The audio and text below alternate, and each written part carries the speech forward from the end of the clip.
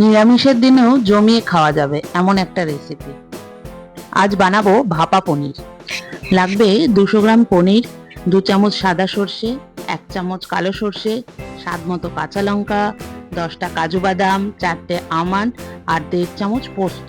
পনির আর কাঁচা লঙ্কা বাদে বাকি ইনগ্রেডিয়েন্টস গুলো আধ ঘন্টা জলে ভিজিয়ে রাখতে হবে।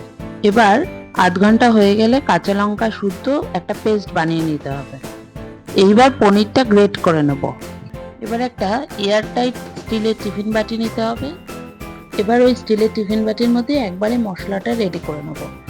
যে পেস্ট করে রেখেছি সেই মশলাটা দেব, তার মধ্যে স্বাদ মতো নুন, হলুদ এবং সর্ষের তেল দেব। এবারে পনিরটা দিয়ে মিক্স করে নেব। পনিরটা যতক্ষণ মশলার সাথে মিক্স হচ্ছে ততক্ষণ জল গরমটা বসিয়ে দিচ্ছি। পনিরটা ভাপে বসানোর আগে অবশ্যই আরও 3-4টে কাঁচা লঙ্কা ওপর দিয়ে, একটা লেবু পাতা, একটু নুন আর ওপর দিয়ে একটু কাঁচা সর্ষের তেল ছড়িয়ে ঢাকনা বন্ধ করে ভাপে বসাবো। এবার কড়াইয়ের মধ্যে 10 মিনিট ভাপিয়ে নিলেই রেডি ভাপা পনির। নমস্কার, আমি রাঁধুনি দেবলীনা, ক্যামেরায় আমি মৌ।